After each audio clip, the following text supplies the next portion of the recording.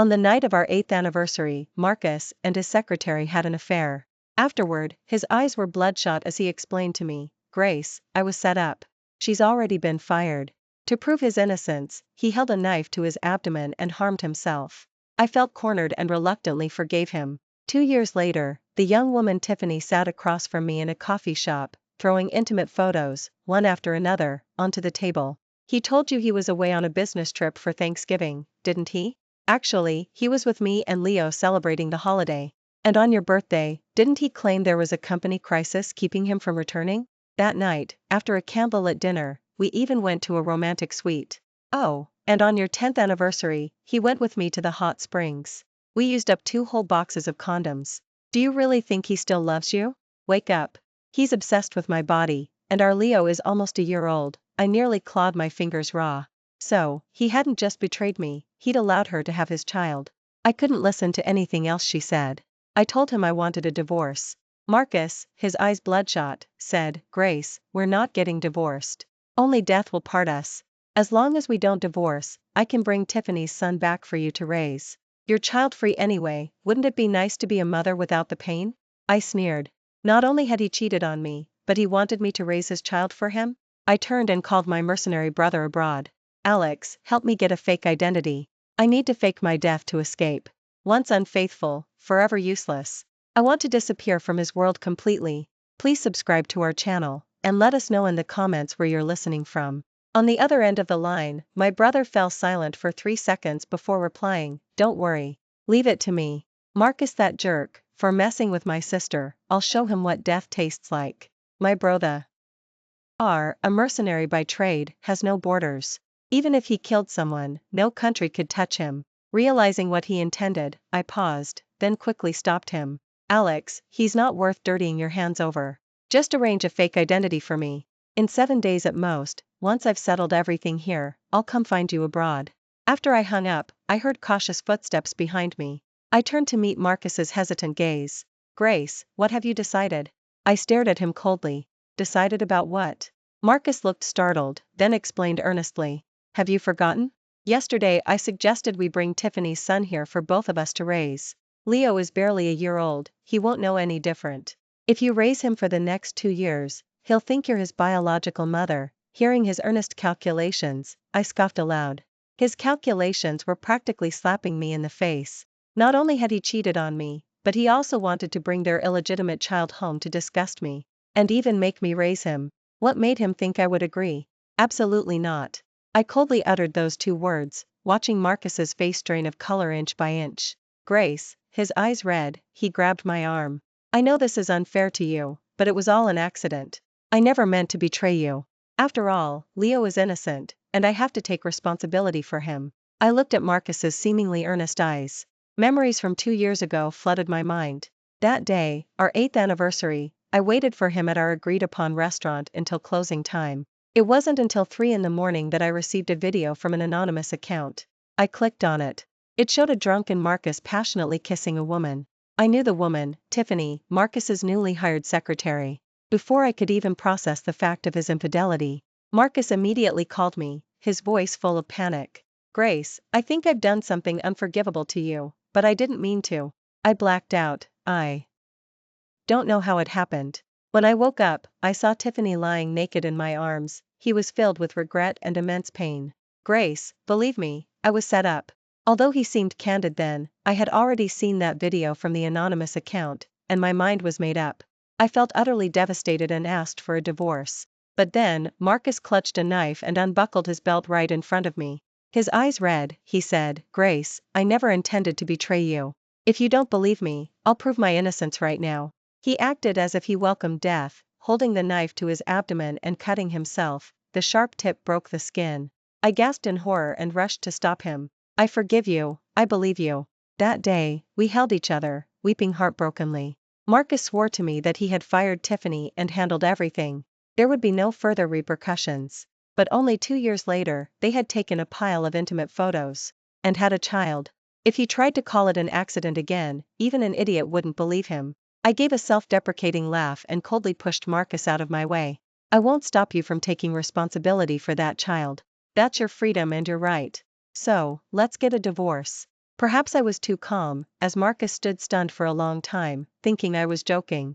He told me to think it over and not say such angry words. Grace, we've been together for 10 years. We've been so loving all these years, never once quarreling over anything. Everyone in our circle knows that. But when I laid the divorce papers in front of him and meticulously discussed the terms, his eyes immediately welled up. No, I won't divorce you. Marcus clung to me tightly. Have you forgotten? When we got married, I said that only death would part us, not divorce. My heart felt like it was being cut by a knife, an agonizing pain, yet I forced my face to remain calm. Grace, you forgave me 2 years ago. I know our bond is strong, we can definitely overcome this. Marcus looked absolutely certain. I sneered. He still thought I was only angry and asking for a divorce because I'd discovered the child's existence. Marcus didn't know that Tiffany had secretly found me and arranged to meet at a coffee shop, and had thrown those intimate photos at me. Now, I sneered and pulled those photos from my purse, placing them one by one in front of Marcus. With each photo I pulled out, his face grew a shade paler. Marcus, do you still think that child is the only problem? He looked utterly disbelieving, his voice even trembling slightly. Grace, where did you get these photos? Was it Tiffany? She must be unhappy with the money, so she deliberately doctored all these photos to extort me. She's trying to sow discord between us. I calmly watched Marcus in front of me. He was arguing his point vehemently, as if he were the one who had been deeply wronged, frantically defending himself. But I wasn't foolish. After confessed everything to me, I hired a private investigator to look into it. Marcus's travel itineraries for all his business trips over the past 2 years, as well as every hotel he had checked into. Everything matched exactly what Tiffany had told me. When we married 10 years ago, I made it clear.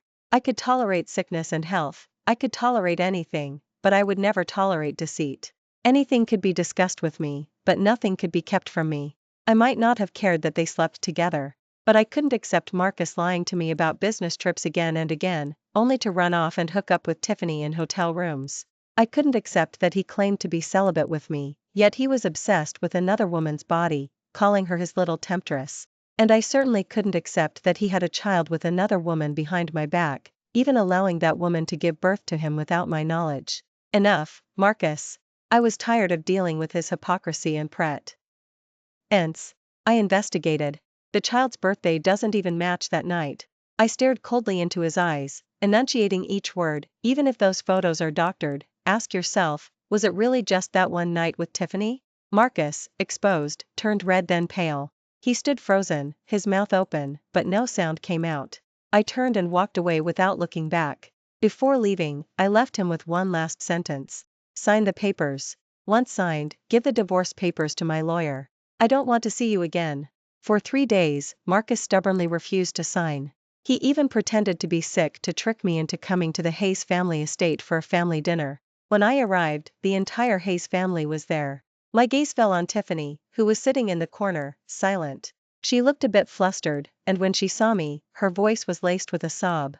Grace, I know I shouldn't be here, but Mr. Henry and Margaret said Leo is the Hayes family's eldest grandson, and he had to be at the family dinner today. Margaret interrupted her. Leo is my precious grandson, who can stop him from attending the family dinner? After saying this, she gave me a sarcastic glance. Besides, this family dinner is specifically to welcome Leo and officially acknowledge his paternity and welcome him into the family. Marcus's gaze remained fixed on me, tense. He pulled out my chair, served me food, all with an ingratiating attitude. Grace, my parents are getting old, they really want to see their grandson. Please don't blame me for taking liberties. Whether he can enter the family depends on your approval. Henry and Margaret had always disliked Marcus's doting, ingratiating manner towards his wife, and they looked displeased. Marcus, don't forget who runs the Hayes family. Grace is your wife, but in what family is the husband not prioritized? I didn't touch my chopsticks, listening in silence. For 10 years of marriage, I had insisted on a child-free lifestyle, and Marcus RESP acted my wishes, never pushing for children. But my in-laws couldn't understand. They had always disapproved of me, even readily believing rumors whispered behind my back, that I had been ruined by other men and thus couldn't bear children. Before, they only dared to grumble behind my back. Now that Marcus had a fallback, and their precious grandson was born, they saw me even less in their eyes. Margaret looked at me critically. Grace, you've been married into the Hayes family for 10 years now. We don't blame you for not having any children, but at least you must agree to let our Leo officially acknowledge his paternity and welcome him into the family, right? I set down my wine glass, smiled, and nodded. Of course, I agree. Since this child is Marcus's biological son, he should naturally be brought back. Everyone's faces instantly lit up with joy, and even Marcus put down his chopsticks, utterly surprised. Grace, have you finally come to your senses? I looked at him in surprise. What is there for me to come to my senses about? Isn't this a Hayes family matter?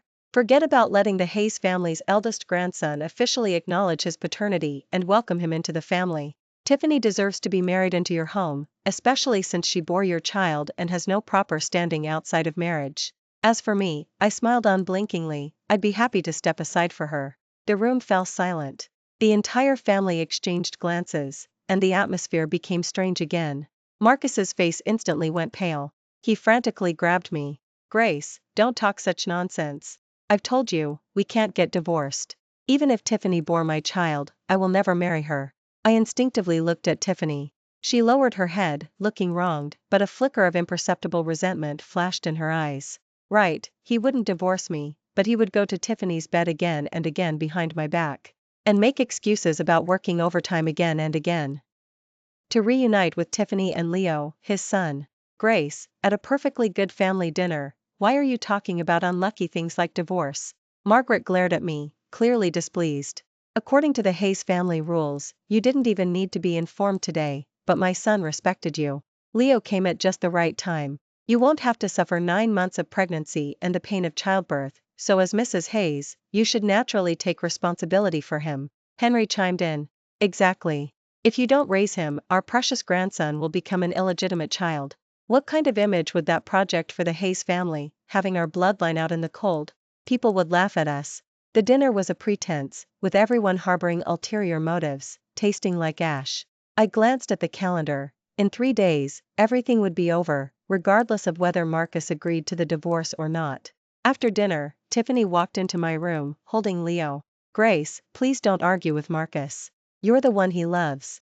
Even though I bore his child, he never thought of marrying me. Seeing I had no desire to hold him, Tiffany gave a wry smile and put Leo in my arms. I've decided to go abroad. I'll leave Leo with you. From now on, you'll be Leo's mother. I froze, looking up in shock. You're leaving? Yes. Tiffany's eyes were slightly red. Leo and I were never meant to be. She patiently showed me how to hold Leo, what position to use to lull him to sleep. But the moment I took him, Leo in my arms cried uncontrollably. I frowned and found a needle in the back of his head. Tiffany's face went pale, and she shrieked. Grace, I know Leo isn't your biological child, that you have no feelings for him, but you can't be so vicious as to harm him. Take out your anger on me, but how could you stab a child who's not even 2 years old with such a thick needle? The deafening commotion alarmed the Hayes family outside. They rushed in, seeing me holding Leo, utterly at a loss with a bloody needle in my hand, and tearfully knelt before me. If you're unhappy, take it out on me. Stab me with the needle, just don't hurt my son. Henry and Margaret, looking heartbroken, helped Tiffany up. Seeing the bloody needle in my hand, their faces turned ashen with fright. They glared at me with hatred. What sin have you committed? Grace, you can't have children yourself, and now you want to murder my only precious grandson. Marcus snatched Leo from my arms, fearing I would harm him further. Quick! Call the private doctor. I stared blankly at the needle in my hand, then realized I had been tricked. I didn't, Marcus, that needle isn't mine. Marcus's face hardened. Grace, I thought you were straightforward, that a refusal was a true refusal. I wasted all these days trying to persuade you, only to find you're so vicious, wanting to murder my son. A sense of powerlessness threatened to overwhelm me. I truly didn't. You didn't? Marcus's face was dark and cold as he approached me step by step. A needle that thick was stuck in the back of Leo's head. From beginning to end today, besides Tiffany, you're the only one who held him. Still denying it? You say it wasn't you. Do you expect me to believe Tiffany, his own mother, would try to harm her son? Marcus's eyes were full of disappointment. Since you can't accept Leo, you should go to the mountain resort for a few quiet days. I was taken away by bodyguards that very day. Marcus said I could return whenever I had come to my senses. The day I left, a torrential rain began. Marcus paced back and forth in the house, then suddenly gritted his teeth, grabbed an umbrella, and rushed out into the rain. Grace, take the umbrella. Take good care of yourself while I'm away. I'll wait for the day you come to your senses and return. Looking at the familiar depth of emotion in his eyes, I smiled and didn't take it. We'll see. I turned and left without hesitation. Marcus didn't know I would never return. The day after arriving at the mountain resort, I received another video from that mysterious account from 2 years ago. The background showed a karaoke bar couch. Amidst the noisy background, Marcus and Tiffany's conversation came through clearly. "Did you wear one?" Tiffany asked flirtatiously, not wearing one again. "Aren't you afraid I'll get pregnant and your wife will leave you?" Marcus snapped out of his focus and sneered softly. "If you get pregnant, then have it. Grace insists on a child-free lifestyle. We've been married for 8 years and don't have children. My parents are pressuring me so much, how can I just stand by and watch them have no heirs? I can't divorce her, so you'll have this child." Marcus puffed on a post-sex cigarette, his tone nonchalant. "Once I find the right opportunity, I'll just make up an excuse and say the child was an accident." I felt as if I'd been struck by lightning. My whole body trembled with a cold like I'd fallen into an ice cavern. That night 2 years ago, Marcus had vehemently claimed he was set up by a rival, that it was an accident. It turned out he had orchestrated it all. I sneered continuously, my gaze calmly drifting towards the window. The mountain resort was located on the back mountain, a private property of the Hayes family, already desolate. The torrential rain poured heavily, as if to cleanse the world clean. After long hesitation, I opened an umbrella and walked down the mountain. "Marcus, I wish you many descendants, and may we never meet again." "Marcus, look how much Leo resembles you. He's the spitting image of you when you were a child." Margaret held Leo, beaming. The doctor had just examined him. The needle wound wasn't deep, thankfully, just a superficial injury. Marcus watched the harmonious scene, somewhat distracted, even feeling an inexplicable irritation. He glanced at his phone. It was already 8 in the evening. He wondered if Grace had arrived at the mountain resort. Such heavy rain tonight, would she be scared all alone? Just as he was thinking this, he was about to call Mike, his assistant, but hadn't dialed yet. Mike's call came in instead. "Mr. Marcus, something's happened. The torrential rain is too heavy. There's been a landslide at the mountain resort, and Grace is missing." Marcus trembled, rising abruptly, and squeezed out a few words through gritted teeth. "Missing? What do you mean?" His knuckles were white, the antique ceramic mug in his hand shattered. The broken pieces cut his hand. Blood streamed from between his fingers, but he seemed not to feel it. She might have been swept away by the flood, or buried under debris. "Mr. Marcus, please accept my condolences." "No, that's impossible. Send people to search immediately. Find and tell me the moment you do." Hanging up, Marcus, his face ghostly pale, grabbed his jacket and stormed out. Tiffany, who had been hiding nearby, listening to the commotion, had been gloating ever since she heard Grace was dead. Now she quickly hugged Marcus from behind. "Marcus, where are you going?" She deliberately pinched Leo, her son, and he burst into tears. "See, Leo doesn't want you to leave. It's raining so heavily outside, stay here and comfort Leo." "No, I can't leave her." Marcus forcefully pushed her away. "Leave with my parents to comfort. I have to go find Grace." He punched his own head, his face full of remorse. "I truly regret sending her to the mountain resort in anger. She's never been away from me all these years. How can she manage by herself? Whether she's missing, or I have to find her myself." Before could leave the house, Henry and Margaret blocked him firmly. "Marcus, are you insane? With this torrential rain right now, you'll be trapped in there yourself before you can even rescue her. Wait for the rain to stop, then send a rescue team." Marcus looked out the window, deeply worried. Besides the immense torrential rain, a strong wind was making the outside trees sway precariously. He spent the entire night pacing restlessly in the living room, until the rain finally stopped. He rushed to the mountain resort, saw the buildings ravaged by the torrential rain, and, his face ashen, ran frantically to dig through the debris. "Grace, Grace." His eyes were bloodshot, and he trembled as he called my name. His hands quickly became bloody and raw from digging. Mike, his assistant, and the police officers at the rescue scene stopped him. "Mr. Marcus, don't be impulsive. Even if you want to save someone, you can't act so recklessly. You'll only end up hurting yourself." Marcus's emotions completely unraveled. "Don't stop me." He violently shook them off and lunged forward again. He said that even if I were dead, he had to see my remains with his own eyes. But when they finally dug down and found my emerald bracelet, broken in two under the rocks, Marcus's face turned ashen as death. His hands trembling, he picked up the 2 halves of the emerald bracelet. His eyes immediately welled up. "Grace, I'm sorry. I caused this, I just wanted to give you a little punishment.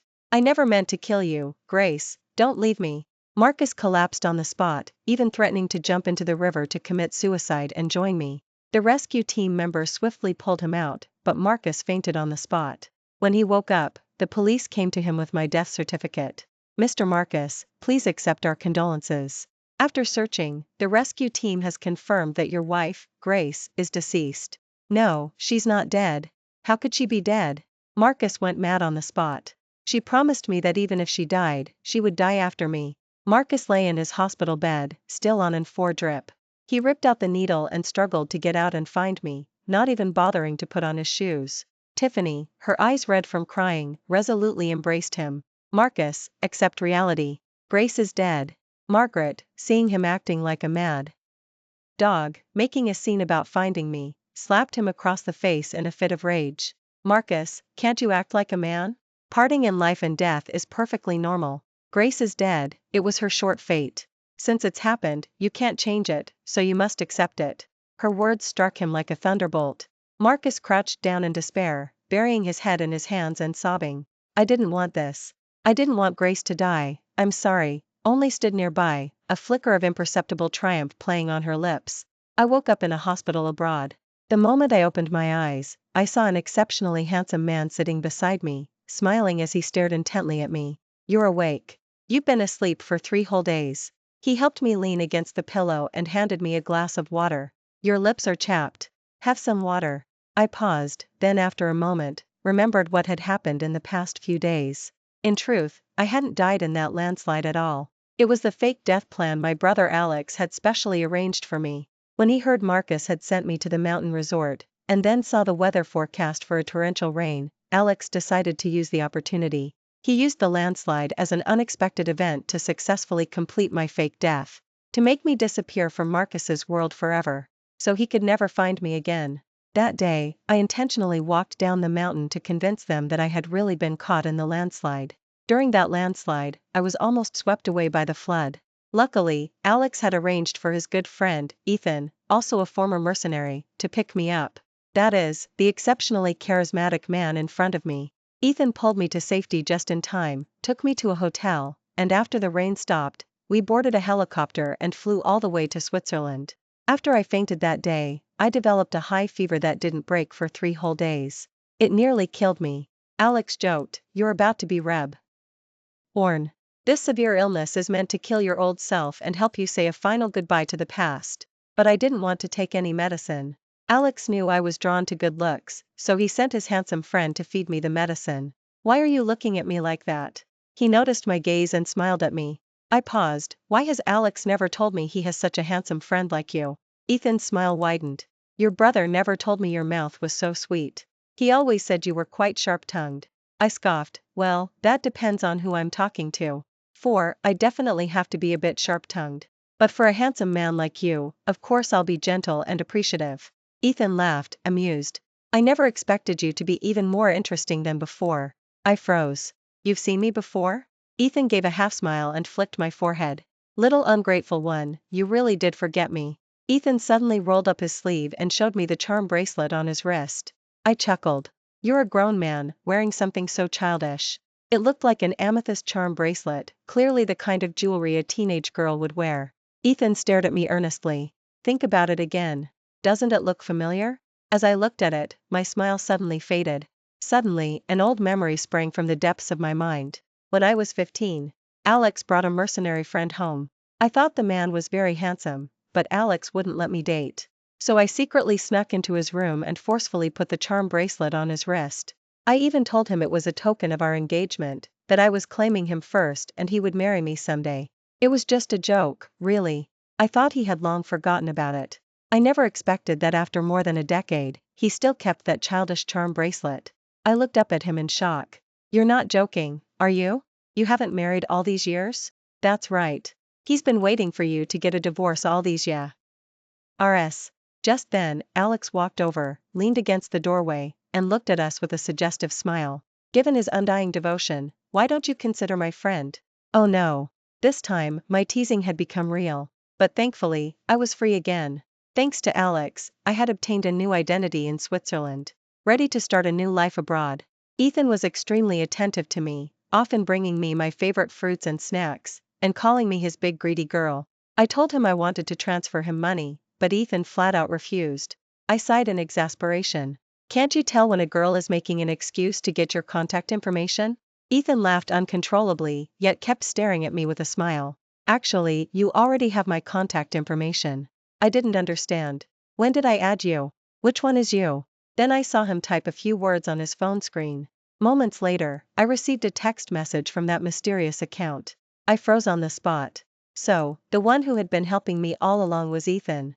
I remembered receiving that video from the mysterious account while at the mountain resort. That video had revealed the truth to me. Marcus hadn't been set up at all back then, when he had an affair with his secretary Tiffany. They had been involved for a long time, which explained all those repeated dates. He tricked me into thinking he was on business trips, but he was actually going to hotels with Tiffany to experience romantic suites. He pretended to dote on me, yet complained that I was frigid, and insisted on a child-free lifestyle, refusing to have children, clearly leaving the Hayes family without heirs, but didn't want to divorce me.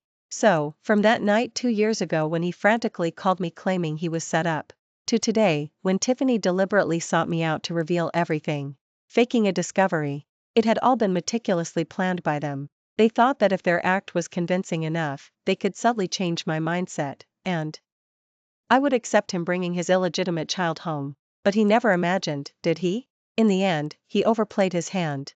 Under pressure from the Hayes family, Marcus brought Tiffany's son back to the Hayes family, officially acknowledging his paternity and welcoming him into the family.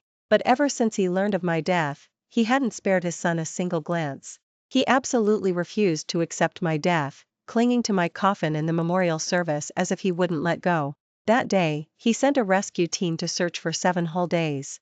Some said my body might have been swept away by the flood. Others said it might be buried deep under rocks, and with so many days past, even if recovered, I couldn't possibly be alive. My coffin was empty, filled only with a few clothes I used to wear. Even a death certificate had been issued. Everyone said I would never come back. Henry and Margaret, on the other hand, breathed a sigh of relief. On the surface, they consoled Marcus. But behind his back, they said, it's good that Grace is dead. Only with her gone can Marcus confidently marry Tiffany, and our precious grandson will finally have both parents' love. Tiffany, too, couldn't stop her secret delight. The biggest obstacle in her eyes had been removed. She no longer had to be a secret lover. She could finally ascend to her position and become Mrs. Hayes. What's more, she had borne Marcus a son. Given how much Henry and Margaret valued this child, her rising status through motherhood was imminent. For everyone else, my existence was merely an interlude. My death had no impact on any of them, only grew more gaunt by the day. Tiffany brought a bowl of nourishing broth to the study and gently comforted Marcus. Even if Grace were alive, she wouldn't want to see you like this, Marcus. Pull yourself together. Even without her, you still have me, and you have Leo. Marcus was heartbroken, wanting only to avoid the pain of confronting death, and with red eyes, he succumbed to her tender embrace. Tiffany, it's all my fault. If I had just lived our lives properly, without all these schemes, she wouldn't have died. How unlucky she was to encounter such a landslide. How desperate she must have been when it happened. Marcus couldn't bear to think about it. Yet, under Tiffany's coaxing, he drank the bowl of nourishing broth that had been drugged. When he looked up again, he mistook Tiffany for me. Grace, is it really you? He excitedly embraced Tiffany, passionately kissing her right in front of my memorial service. Tiffany clenched her fists, her face pale, yet she pretended to respond as me. She knew if she just held on a little longer, everything would be accomplished. Henry and Margaret, eavesdropping from the corner, nodded with satisfaction.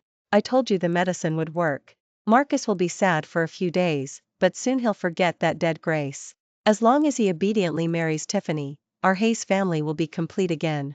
Marcus woke up to find that he and Tiffany had actually slept together in front of my memorial service. His eyes were red with regret. I'm sorry, Grace.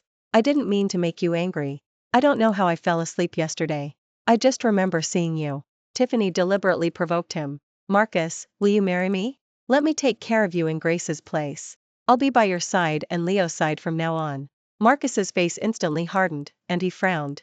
Grace has just passed away. How could you say such a thing? I promised her that she would be the only wife I ever had in this life. Even if another 5 or 10 years pass, I still won't marry you.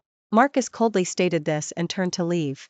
Tiffany's face was ashen as paper. Tiffany started threatening to jump off the building. She stood trembling on the rooftop, like a frail bird. When heard the news and rushed over, he was thoroughly alarmed. Tiffany, don't be impulsive.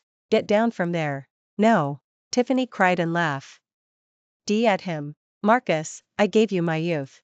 I followed you for 2 years without status or a name, and even bore your child. Before, you said you had a wife and wouldn't marry me, and I understood. But now you're single again, why won't you marry me?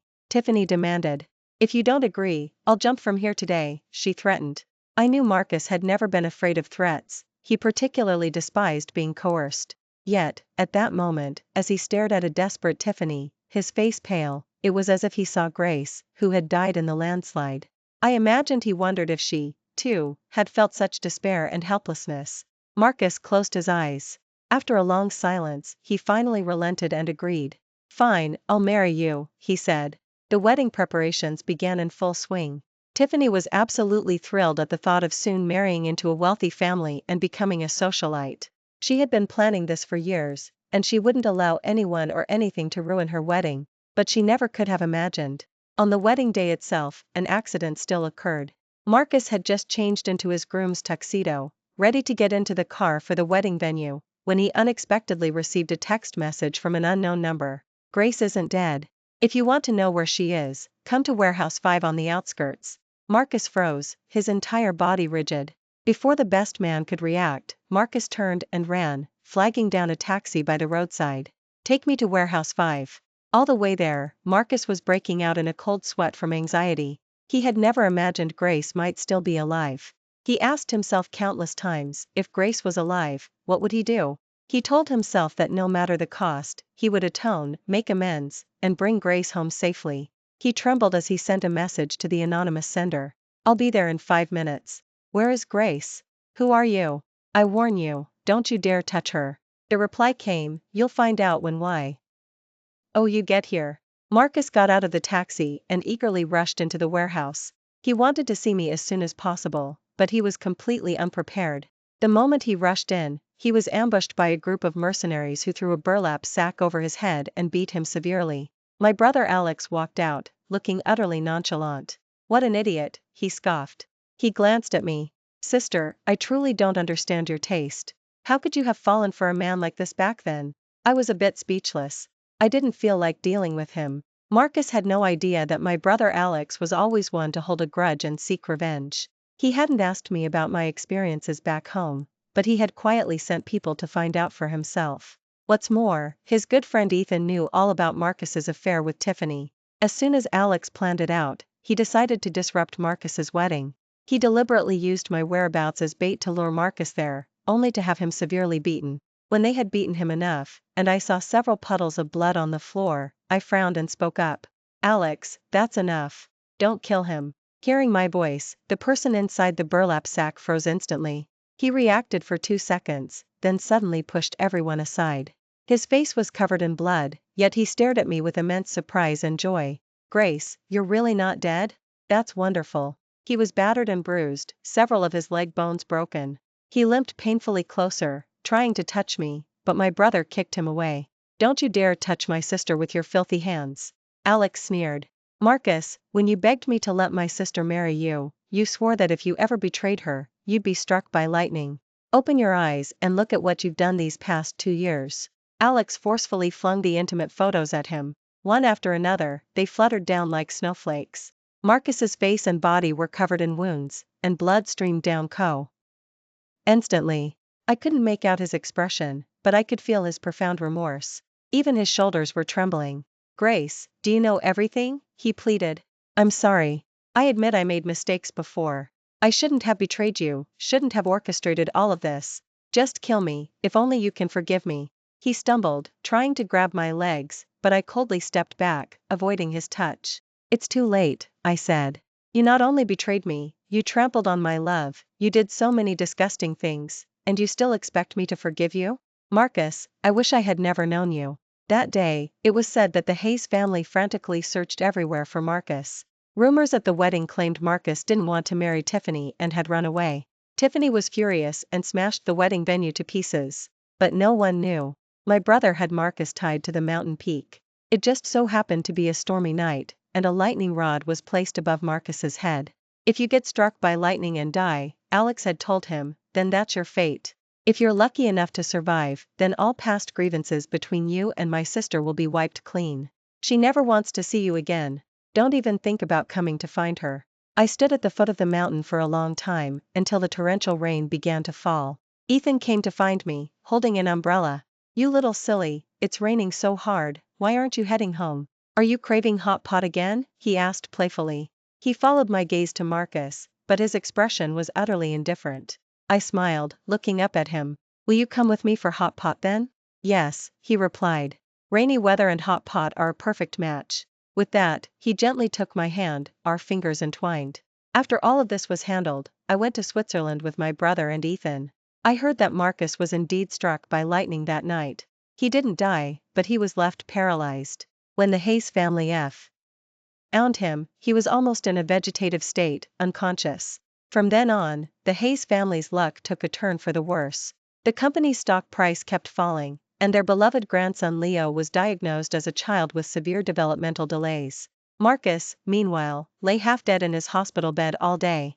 The parents were distraught, their hair turning white overnight from worry. They had nowhere to vent their anger, so they cursed Tiffany, calling her a jinx. They subjected her to daily beatings and verbal abuse, yet poor Tiffany was still determined to marry into the wealthy family and refused to leave, no matter what. Every day, she cursed at my morning photo, saying everything was my fault, that she wouldn't be living such a miserable life if it weren't for me. But I had no idea about any of what was happening back home, because had proposed to me, and we were about to start a new life.